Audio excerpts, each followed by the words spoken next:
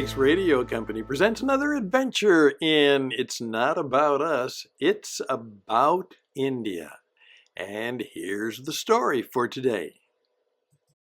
Greetings once again, ladies and gentlemen. This is Stan for the Stanley Jones Radio School for fully alive living, but most importantly, hopefully a way to raise up an encore of young men and women who will continue the Stanley Jones tradition well into the future, and particularly to the people of India.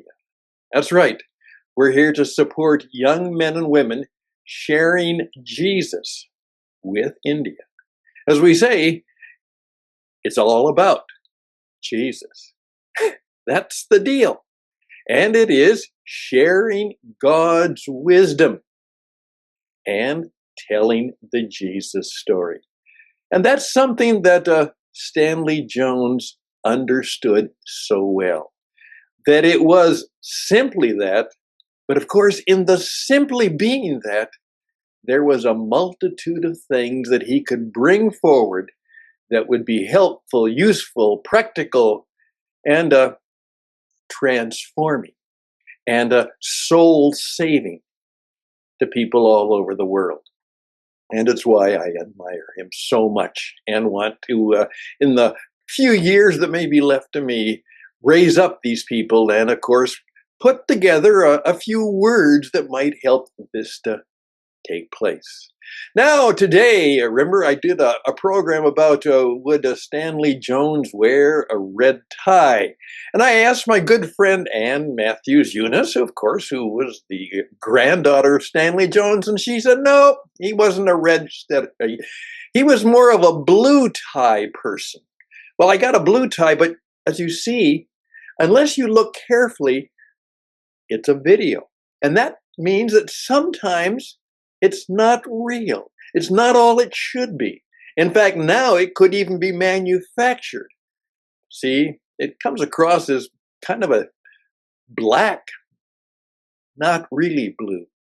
Then she pointed out, and she referred me to it, she said, and for years he had a wonderful tie that was made up of many of the historic stained glass windows.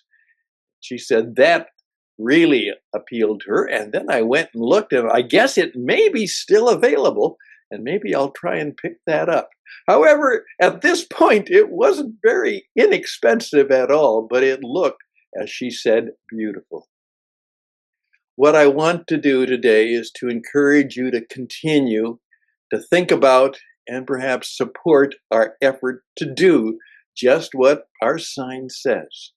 We want to help raise up, and we have people already in mind, younger than me, perhaps younger than you, younger men and women who are of Indian descent or even Indian residents. But of course, there are millions of Indians in the diaspora. We have, as I pointed out, a wonderful group of those people right here in the Raleigh-Durham area of North Carolina, which has one of its coldest days ever the last few days. But that's what we hope to do.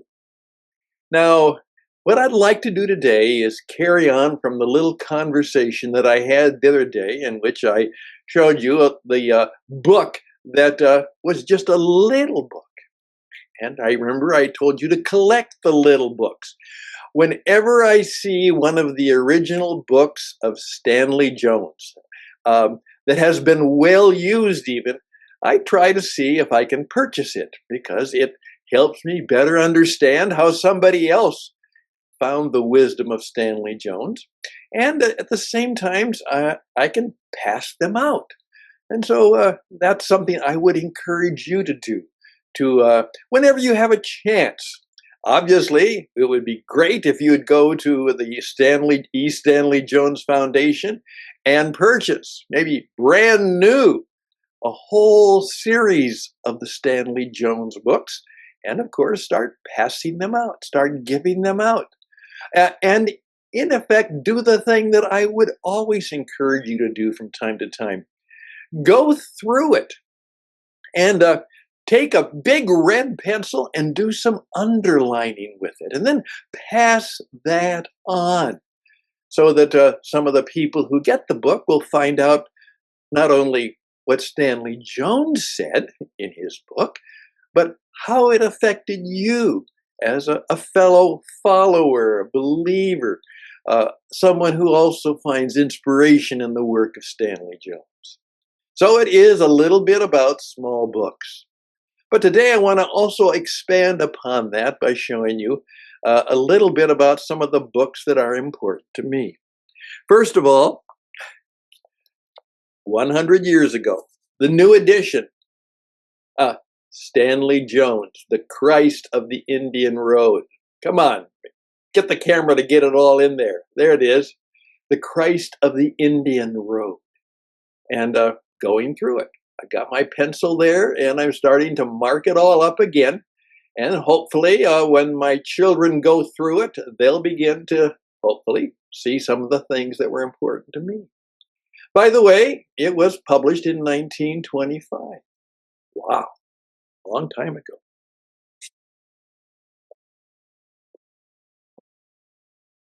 Streams in the Desert, also published in 1925.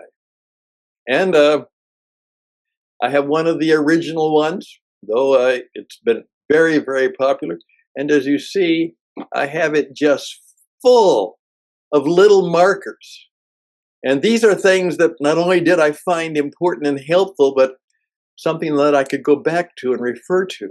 It's a wonderful book about how we have the Spirit of Jesus to help us get through, so that in the storms and the sand and the tragedies of the desert, those things happen, how we will find streams of God's will, God's purposes, and God's love, even in the adversity of our lives. And someday I'm hoping that when my children find this, they will say, "My goodness, I wonder what Dad thought was so great about that book," and maybe they'll even start to look through it. But here goes another one. And this one may not be familiar to you.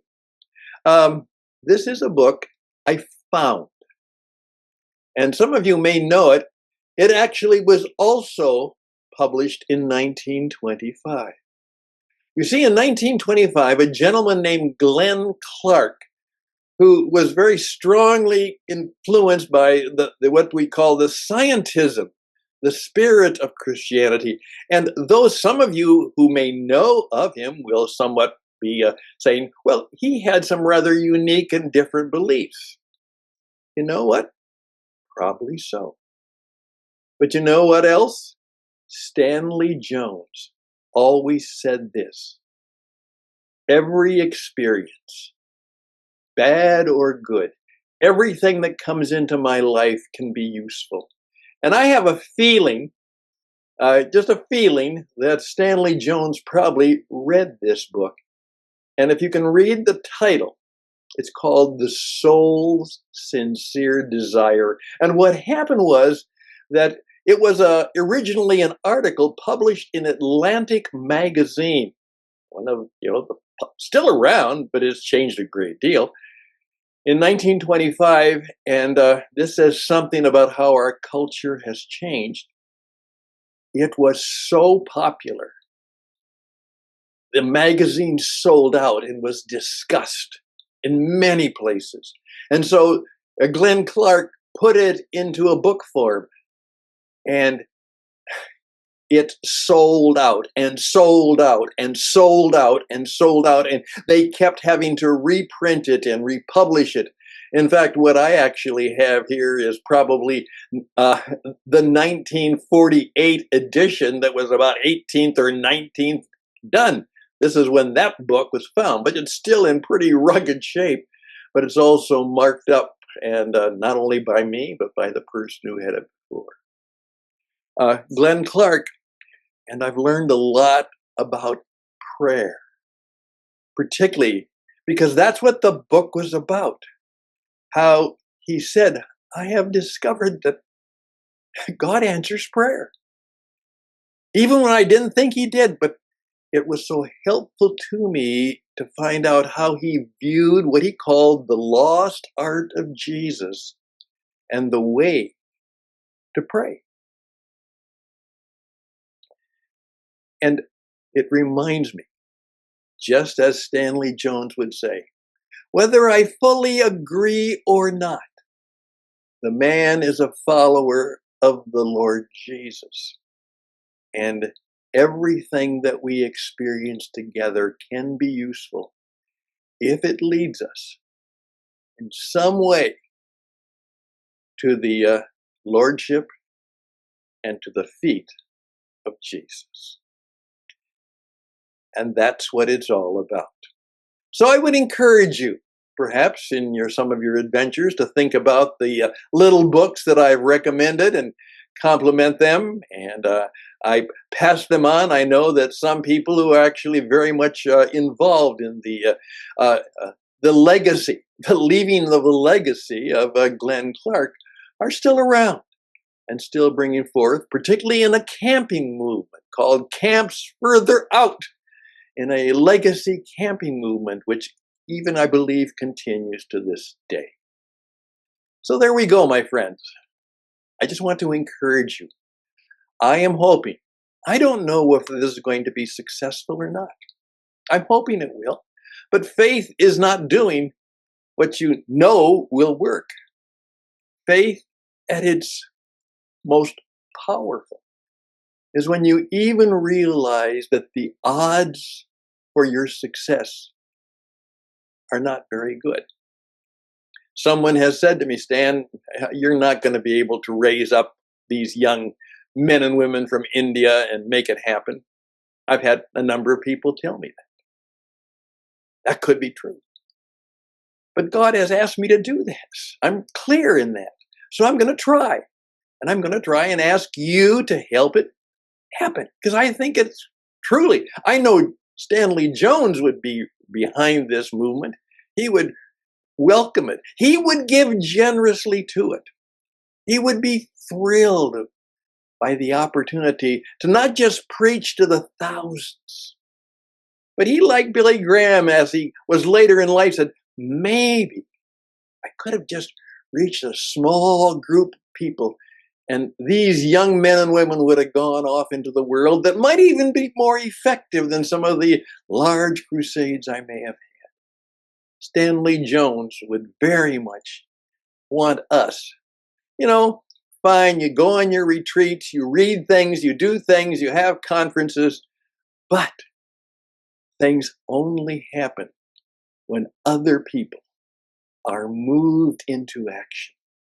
One young man said, Stan, it may not be what I accomplish, but I do know that it's important to put things into motion. And maybe that's more important than my accomplishments. It's to get things going, to get them beginning. Well, I thank you for your time. Please reach out to Anne at the E. Stanley Jones Foundation. Make a generous gift to her. Buy a number of books from her and her organization so that she, who is very much behind this effort, will be able to continue. She's got one more book to do, the biography, and then she has pretty much completed her work of getting almost all of the Stanley Jones books redone, revised, put in bigger print, so they're not in those little books anymore, and leaving them as a legacy for others. And of course, as we are both reaching out, we have a young couple in mind, and hopefully they and others will begin to put this movement of younger men and women who follow the faith of E. Stanley Jones, who very much want to bring to India, which needs it just as much, if not more, than when Stanley Jones was there, needs to hear that there is special wisdom that comes to people who follow God. And there is salvation and transformation that comes to the people who say, Jesus is not only Lord, he is friend, he is wise counselor, and he is the one I admire and want to imitate. I want to be more like him. I want to be a living encore of Jesus and a living encore of Stanley Jones. I confess I'm a bit tired. The cold got to me, and the resources are slim right now, but I would very much want you to encourage those of us involved in this work and ministry. We would appreciate a very generous, if you can, gift to see if we can't begin to put this into motion in a significant way. All the best and blessings to you. Till next time. Bye for now.